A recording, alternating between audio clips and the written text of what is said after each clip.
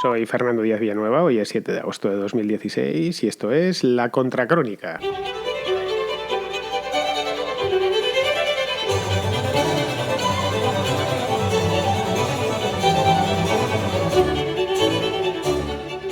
Cuando hablamos de la amenaza islamista que está azotando en estos momentos a Europa, y no solo en estos momentos, sino desde hace ya bastantes años, se nos olvida la foto completa, se nos olvida ver el elefante que está dentro de la habitación, y es que la composición demográfica del viejo continente está cambiando desde hace muchísimo tiempo. Una de las cosas que más llamó la atención cuando empezó la última ola de atentados hace ya 2 años o año y medio, fue que los terroristas habían nacido todos en Europa, que no habían tenido que venir desde ningún lado. Y dijeron, bien, ¿cuándo llegaron? No, llevan aquí ya 10, 20, 30, 40 años. Y están aquí porque aquí vinieron sus padres en muchísimos casos, a veces sus abuelos, y la Europa que creíamos que era, pues resulta que no es. Esto es algo que muchos desconocen, algunos intentan solucionarlo a través de la vía rápida o la vía sencilla, que es además la vía imposible, cuando dicen es que hay que expulsar, no se puede expulsar a una parte tan grande de la población, no se puede y además no se debe. Antes de ponernos a cambiar nada, habría primero que entenderlo y saber por qué las cosas son como son y están como están. Y mirar que quizá en Europa no lo hemos hecho del todo bien en los últimos 30 años. Para eso hace falta descender a los infiernos de nuestra propia conciencia, en concreto de nuestra propia conciencia demográfica.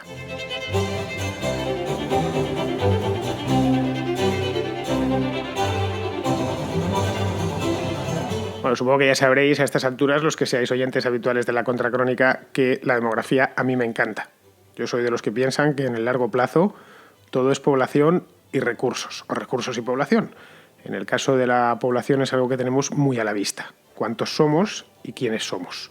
Esto, a la hora de estudiar historia, es siempre extraordinariamente útil. No es la herramienta que sirve para explicarlo todo, pero sí es una herramienta extremadamente útil para explicar muchas cosas.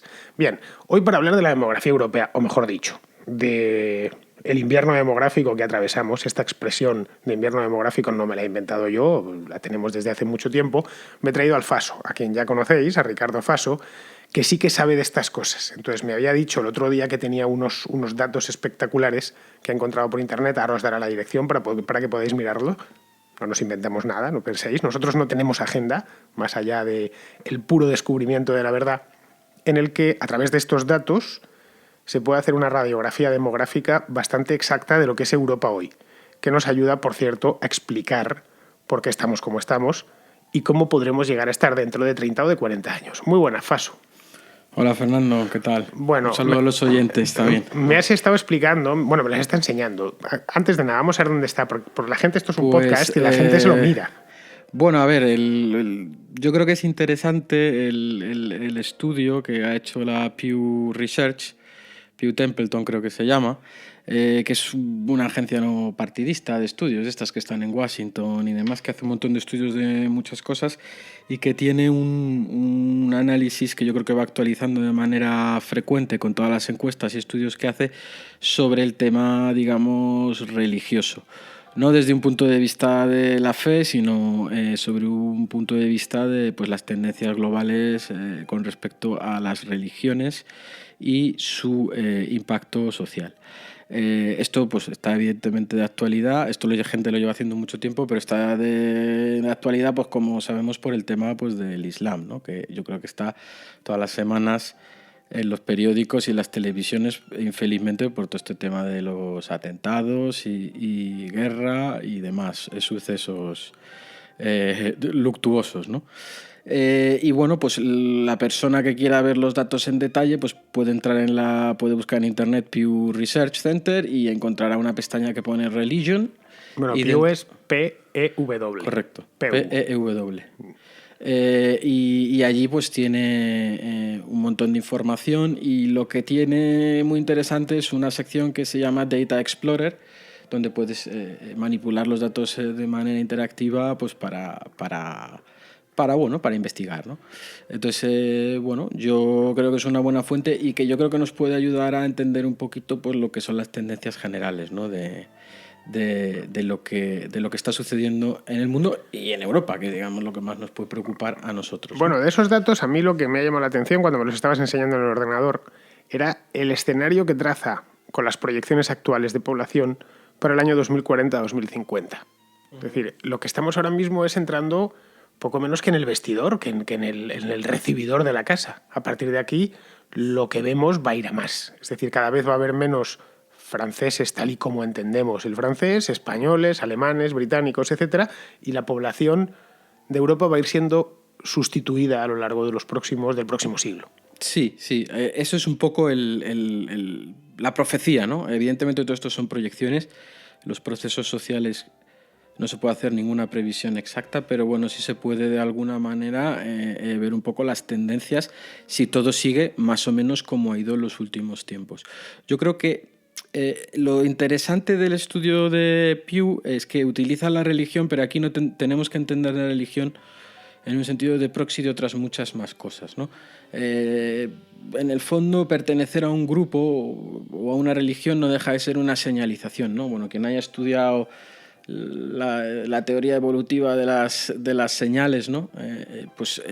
Entiende que cuando tú te unes a una religión, en el fondo es un acto costoso, pero que te lleva, ¿no?, un poco a llevar todo el paquete. Formas parte de un grupo y llevas todo el paquete, digamos, que acompaña de creencias y de valores, ¿no? Y yo creo que es interesante hacer el análisis por religión porque nos puede dar pistas en el sentido de cómo puede ir cambiando Europa en los próximos años. ¿Por qué? Porque muchas veces en las noticias normales entendemos, bueno, quien habla de religión habla desde un punto de vista distinto. Si tú le preguntas a un español medio qué es la religión, pues ellos lo que van a responderte pues que es una cosa relacionada con las creencias, incluso con la espiritualidad. Si tú le preguntas a un judío del siglo I, te diría que la religión es la ley. Si tú le preguntas a un romano clásico, ¿no?, de qué es la religión, pues te hablaría a lo mejor de la tradición, de los festivales, de las distintas cuestiones, ¿no?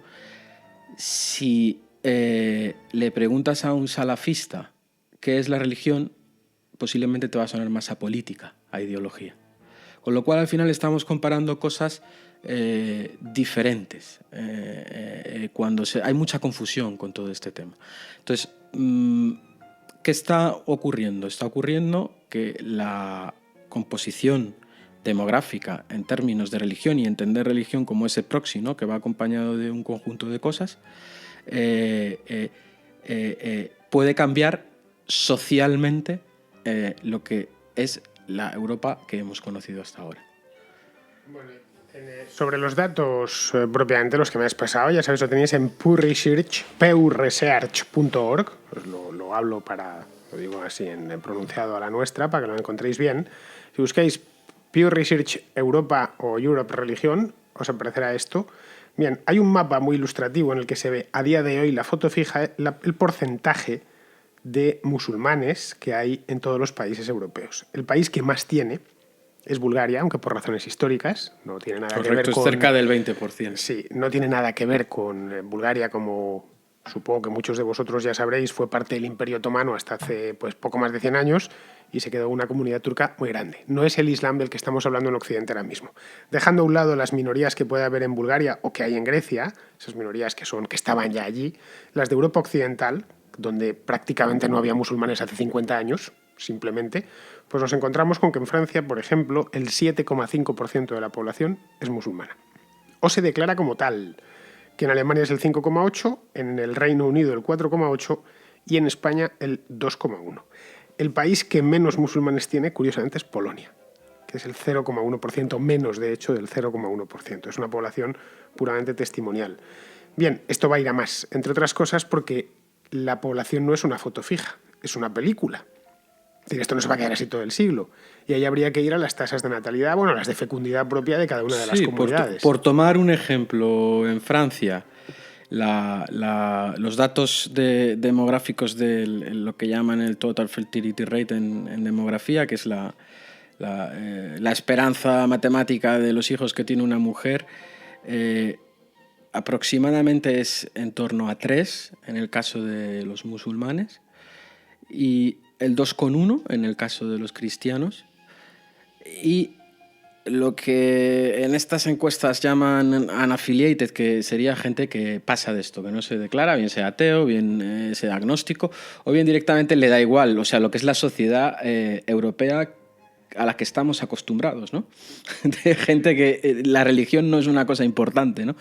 Pues es todavía más baja. Estamos hablando que esa Europa laica o esa Francia laica tiene una tasa de fertilidad del 1,6, por debajo, muy por debajo de la tasa de reposiciones. Es decir, es una Europa que tiende a extinguirse. La tasa de reposición es 2,1 hijos por mujer. Es decir, que de cada 10 mujeres, 2, para que se reponga, la generación actual se reponga, de una muestra de 10 mujeres, 9 tienen que tener 2 hijos y una tiene que tener 3, más o menos. Hacerlo así para que nos hagamos una idea general. Es decir, 2,1. La tasa de fecundidad en España ahora mismo creo que es del 1,3.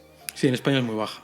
Hoy por hoy, a día de hoy. Es decir, está pues casi un punto por debajo. De ahí que la población, si no decrece, es porque tiene aportes desde fuera. En concreto, no tanto desde los países musulmanes como desde Sudamérica y tal. Pero en cambio en el Reino Unido y en Francia o en la misma Alemania sí que importan esa diferencia desde Argelia, desde Turquía, desde Siria, desde otros países que son musulmanes. En el caso de cada país tiene lo suyo. Por ejemplo, en el caso de Inglaterra, tradicionalmente Pakistán ha sido la mayoría musulmana que emigra a Gran Bretaña. En el caso de Francia, pues evidentemente pues las antiguas colonias francesas del norte de África. En el caso de Alemania, pues Turquía, ¿no? Ha sido la fuente principal.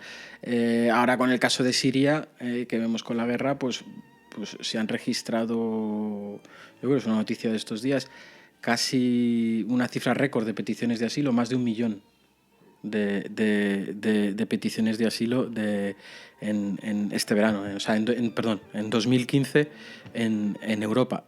Evidentemente los peticionarios de asilo, que son emigrantes, no nos engañemos, no se quieren ir a vivir a Malta, se quieren ir a vivir a Alemania. Con lo cual, pues ese reparto está siendo pues muy débil, ¿no? O sea, muy diferente entre toda Europa. Con lo cual, todos esos flujos no sabemos cómo van a ser, pero sí podemos ver esa tendencia. Lo que podemos ver en el largo plazo en la Europa occidental, porque la Europa oriental es un poco distinta, pero bueno, en la Europa occidental lo que podemos ver es que va a haber un colapso del cristianismo, o de los que se declaran cristianos, un mantenimiento de aquellos que digamos están en el mundo laico y un crecimiento, casi una duplicación de los musulmanes en un periodo de unos 30 años. Claro, pero a ver, con esos datos que me enseñabas hace un momento, la tasa de fecundidad de los musulmanes en Francia es de 3,1. Es decir, están un punto por encima. Sí. Están un punto por encima de los cristianos. En España, por ejemplo, la tasa de fertilidad musulmana es un 4, frente a un 1 de los laicos. O sea, es decir, 4 hijos frente a 1. Y los cristianos 1,6, es decir, los cristianos españoles ni llegan a eso. O sea, que estamos a la conferencia episcopal mucho caso no le hace. Correcto, yo creo que hay que animarse, ¿no? Bueno, aquí el tema yo creo que más que ir, los datos más o menos ya os los hemos expuesto un poco por encima para que os hagáis una idea, muchos ya lo sabríais o lo sospechabais, es decir, que algo está cambiando y lo estamos viendo delante de nuestros propios ojos, es decir, que, la metamorfosis está siendo tan rápida que estamos siendo conscientes de ella. Esto no es un proceso largo de 3 siglos que va poco a poco, que no nos damos cuenta. No, está operándose delante de nuestros propios ojos, que esto tiene unas consecuencias de tipo, iba a decir político, pero es que va mucho más allá, de tipo casi civilizatorio.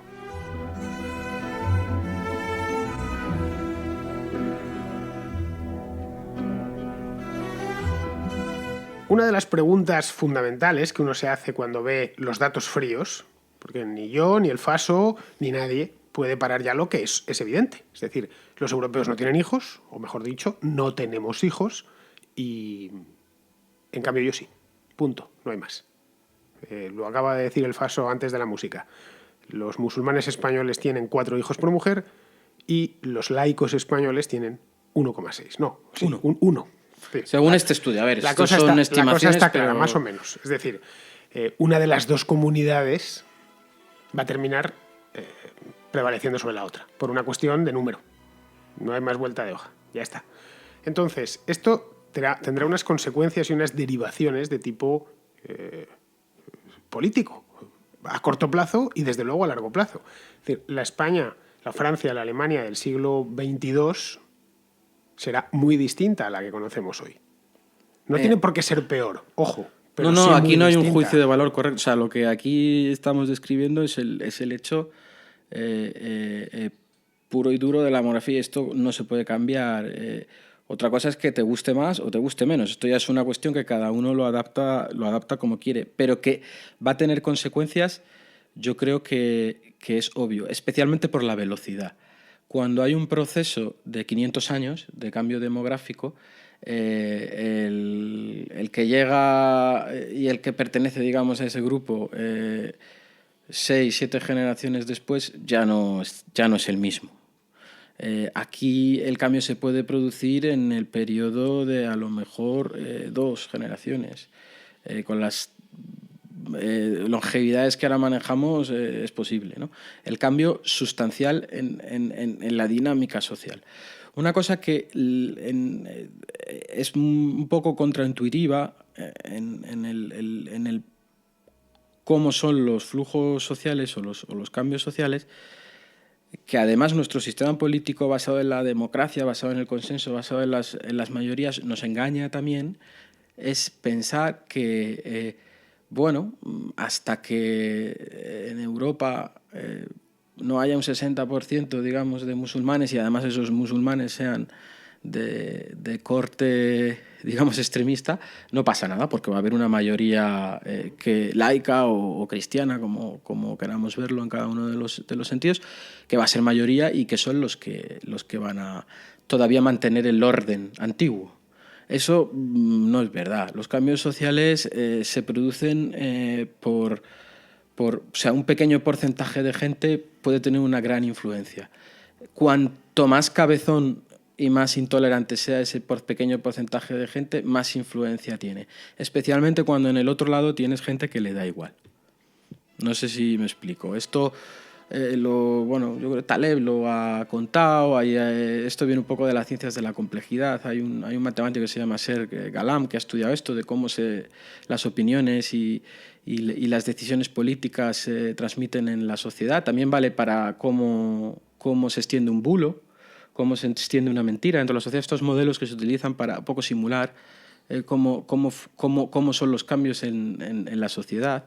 Al final se observa que hay unos puntos de inflexión en donde únicamente lo que necesitas es tener cierta masa específica en la sociedad en cuanto a representatividad, en cuanto a gente, y cierta dosis de ser ¿cómo diría yo? Un tío obcecado en lo que quieres. Es que eres un fanático. Y esos cambios se producen. Lo que viene a decir Taleb es que siempre tiende a prevalecer el más intolerante. Correcto, sí. Eso es su interpretación.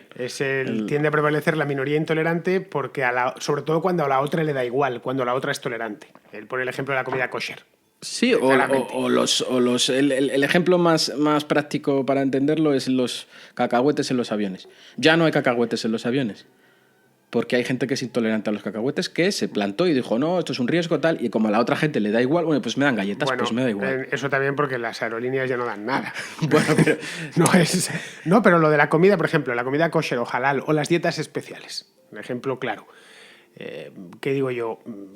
Por ejemplo, pongamos por caso, como ya sabréis, los musulmanes o los judíos tienen una dieta específica, religiosa, de corte religioso. Los católicos también la tuvieron en tiempos, pero hoy no se observa, o se observa muy poco, que es la de la carne durante la cuaresma y tal.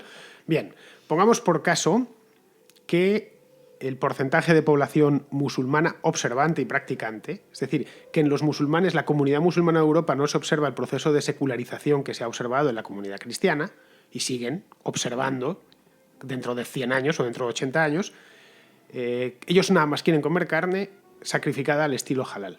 Al final toda la carne sería halal. Por una cuestión ese sería un fenómeno, de porque unaffiliated, Le daría igual. o al cristiano incluso, le da igual. Con lo cual, al final, esa minoría cazurra, por decirlo de alguna manera, o empecinada, consigue ganarse la partida. En otras cuestiones sucede exactamente lo mismo. ¿Qué ocurre? Que vas a tener que... en esas cuestiones van a encontrar gente que se oponga. Y al final gana quien sea más cazurro, ¿no? Al final quien consigue influir. Pero ese yo creo que es el punto aquí a analizar es que no es necesario que haya una mayoría de gente para que las cosas cambien. Con que se llegue a un punto donde se sea capaz de ejercer la suficiente presión, se produce una inflexión. Y ese punto, pues no se sabe cuál es, porque evidentemente las ciencias sociales y la sociedad es una cosa tan compleja que no se puede prever, pero no es el 50% o el 50 más 1 como nuestro sentido común democrático, entre comillas, sí, nos puede hacer parecer. No, es mucho menos. Es mucho menos. Tú puedes cambiar una sociedad con un 20% de fanáticos, sí, lo puedes hacer. Tendrías éxito. Mientras que en el otro lado no tengas gente que sea flexible, que es lo que caracteriza a las sociedades occidentales, que somos flexibles, que nos apañamos, que cada uno haga lo que quiera, hay una libertad amplia, ¿no? Bueno, la corrección política se ha impuesto así, ¿eh? Correcto. La corrección política se ha impuesto por una élite. A la gente le gusta maldecir, al 50% más 1 le gusta maldecir, le gusta decir cosas poco políticamente correctas, le gusta hacer bromas de mal gusto. Eso es lo que le gusta a la mayor parte de la gente, pero lo hace en privado. se ha quedado reducido al ámbito bueno, privado. ahora para cualquier cosa te la coges con papel de fumar. Sí, para cualquier cosa. ¿No? Mejor... Y es básicamente, bueno, esto se ha visto, por ejemplo, en minorías especialmente ruidosas, como las de las feministas. Tú no puedes contar muchos chistes que hace 10, 15, 20 años eran de uso común. Chistes que contabas sin ningún problema. Hoy directamente no puedes contarlos. Bueno, puedes contarlos en privado. Pero al final, en el registro público, eso se ve en la publicidad. Había anuncios en los años 80 que hoy serían directamente inemitibles. Bueno, se monta un pollo. No, inemitibles. No habría ninguna posibilidad de emitirlos. Es que a la marca, además, fíjate lo que pasa con las marcas, que les organizan campañas en Twitter y en Facebook. No, claro, pero porque a ver, quien estudia estas cosas sabe que esto funciona. O sea, es así. Hemos pasado todo prácticamente siglo y medio donde se ha podido probar que esto funciona en grandes masas en países de millones de habitantes donde se puede aplicar. O sea, llevamos experimentos de ingeniería social 150 años y algunos terroríficos, como ha podido ser pues el nazismo o el comunismo, donde ha habido una pequeña élite, se ha hecho con el país de millones de personas y los ha puesto a desfilar. Pero esto lo que nos dice es que la intolerancia compensa. La intolerancia paga. Es un proceso social. Claro, es una lectura que se le puede hacer. Correcto. Al final se van a salir con la suya porque la intolerancia compensa. Un ejemplo. En el caso del velo, que tantas pasiones levanta y tal. Si ellos insisten, son lo suficientes y lo suficientemente ruidosos, primero conseguirán imponer el velo para su comunidad. Y si siguen con su intolerancia, se lo terminarán imponiendo a la otra comunidad. Es el segundo paso, obvio. Claro. Eso es lo que pasa en el Líbano, por ejemplo. O lo que intentaron hacer en el Líbano al final no lo consiguieron del todo. Correcto. Bueno, el caso del Islam es muy complejo. Yo tampoco quería entrar aquí porque nada más tampoco sabemos cómo se va a desarrollar el fenómeno en Europa una vez que se maride, ¿no? Parece que no va muy bien cuando tienes a chavales de 19, 20 años con machetes por ahí dando machetazos a señoras mayores, ¿no? O sea, parece que algo no va bien. Pero tampoco lo sabemos. El caso es que hoy en día hay una parte de lo que sería el Islam.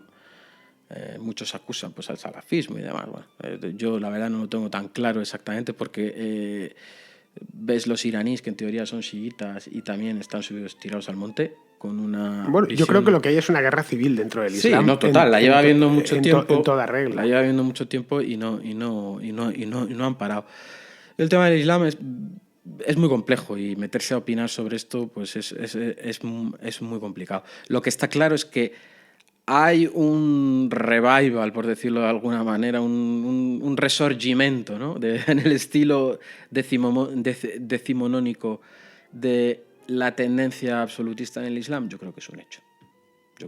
Si miras el Islam del siglo XVII y el Islam de hoy, pues lo que pita... Bueno, si miras el Islam de los años 20. Bueno, hace un siglo, sí, bueno, el Islam de los años 20. En los años 20 los ingleses entraban en la Meca sin ningún problema. Hoy no, sí, ni tú ni yo podemos entrar en la Meca, ¿eh? Pero intelectualmente ya se habían generado estos movimientos puristas, pero es que en el siglo XVIII ni existía. Es lo que te quiero decir, ni existía como movimiento. En mi opinión, pero esto ya es una opinión que tampoco viene al caso, es más un occidentalismo que se ha filtrado al mundo árabe, pues de la misma manera que el nacionalismo y el romanticismo pues se filtraron a Extremo Oriente, ¿no? Como en el caso de Japón y demás. Pero bueno, eso son otras cuestiones. La cuestión en Europa es ver un poco cómo eso se va... Si ese movimiento, digamos, extremista es el que gana la pelea, y la pelea la tiene que ganar dentro de primero de las comunidades musulmanas, donde además el factor del miedo es importante, porque a ti te pueden imponer algo por dos motivos, porque te da igual, como el caso del halal, a mí me da igual comer el cordero así basado, a mí personalmente me da igual, o porque tenga miedo de que me pegue una paliza, que es el segundo paso, entonces pues también cedo y digo, pues mira, pues entonces me pongo, ¿que quieres que vaya con gorrito? Pues voy con gorrito, no pasa nada. Y eso sucede en el entorno micro de los propios guetos que se han formado en algunos sitios de Europa, donde parece que quien está ganando la batalla son unos y no los otros, gente, digamos, más moderada. En ese sentido, el asalto de gente, porque esta vertiente, digamos, del Islam, digamos, política del Islam, hay que entenderla como una ideología. No quitemos la parte religiosa, la de religión de paz, eso da igual. O sea, esta gente tiene un programa religioso ideológico, y te lo he comparado antes con el romanticismo y con el nacionalismo y con todas estas cosas, que es también donde surgen las grandes ideas fuerza ideológicas, ¿no? de Occidente, ¿no? Y ganan la partida allí y la extienden a la sociedad, ¿no? Porque al final el objetivo de esta gente es que el Código Civil nuestro o el Código Civil francés desaparezca y se instaure la Sharia como ley máxima, ¿no? ¿Eso es gestionable? Yo creo que sí. En Europa se ha luchado contra ideologías negativas y chungas en el último siglo, pues sí. Claro, pero se luchó en otro momento. Bien, pero que digo que es posible, sí. Que se vaya a tener éxito, pues no. Que se puede hacer, pues a ver, yo no soy negativo, ¿eh? Lo he dicho muchas veces aquí, yo soy optimista, y además tengo motivos fundados para serlo. Soy optimista, soy como el libro ese de Ridley, el optimista racional. Es decir, no soy optimista porque sea tonto, sino optimista porque tengo razones bien fundamentadas para ser optimista con Occidente y en general con el género humano. Creo que vamos a mejor. No siempre ha sido así, pero vamos, en concreto el curso de la humanidad es ascendente. Sí, pero fíjate, Fernando, yo estoy de acuerdo contigo, soy optimista también. Yo creo que al final este tipo de ideas, fuerza, terminan autodestruyéndose a sí mismos. Lo que pasa es que se van muchas cosas por delante, pero a largo plazo creo que no se sostienen. Pero fíjate que ahora mismo en Europa estamos en una situación donde hay gente que ni siquiera este diagnóstico que estamos realizando, en donde algo va a cambiar por un tema puramente demográfico, ni siquiera identifica el diagnóstico es equivocado. Hay gente que tú hablas, no, para los musulmanes o el islamismo es una cuestión de religión, pero la religión entendida en un tema espiritual, en un tema de creencias, cuando no están viendo la versión política de lo que estamos hablando aquí. Y ni siquiera realizan el diagnóstico, y quien incluso realiza este diagnóstico, en muchos casos, se está tirando al monte. Porque esas reacciones del Frente Nacional o de los True Finns, o los verdaderos finlandeses que los llaman y tal, o el partido danés que se llama Liberal, pero bueno, que son partidos nacionalistas. Los rusos están revolucionados con este tema. Tú lo ves, además, como están con este tema. Pero todo este tema del... Es que los rusos todavía no se han curado del nacionalismo. No, es que ellos están en el mismo juego, Claro, por eso lo claro. entienden perfectamente. O sea, ellos ven el rollo que está pasando y dicen, no, si es que son como Claro. nosotros, están como nosotros, por eso lo entienden. Aquí es donde no lo entendemos. De pura porque supremacía estamos en y otro, tal. en otro mundo, ¿no? Entonces, el alt-right ¿no? La derecha alternativa, que es los únicos que, digamos, están haciendo quizás un diagnóstico, no sé si el correcto o no el correcto, pero sí que son conscientes de que aquí hay un cambio que puede traer consecuencias negativas a Europa, se están tirando al monte, de vamos a cerrar la frontera, vamos a echar a los moros, y dices, pero que es que eso es para hacer peor. O sea, eso va a empeorar la situación. Bueno, es pura confrontación. Bueno, queridos amigos, ya hemos pasado, como habéis podido ver, el tiempo indicado del programa. Sé que se os ha hecho corto, a mí también, pero la contracrónica dura lo que tiene que durar. La contracrónica es como Gandalf, que llega cuando tiene que llegar. No llega ni pronto ni tarde. Pues la contracrónica no es ni larga ni corta. Dura lo que tiene que durar y hemos pasado ya el tiempo oportuno y adecuado para no quitaros más del que ya nos prestáis todas las semanas, que es muchísimo.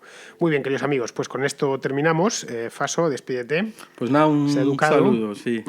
Y con esto yo me despido de vosotros hasta mañana, porque es que además nos vamos a salir a la piscina. Entonces tampoco es que queremos estar aquí, hace calor, porque no lo grabamos en la calle esto, sino encerrados entre cuatro paredes y nos vamos a ir a pegar un baño porque hace un calorcito muy rico en Madrid ahora mismo. Muy bien, pues con esto me despido de vosotros hasta mañana.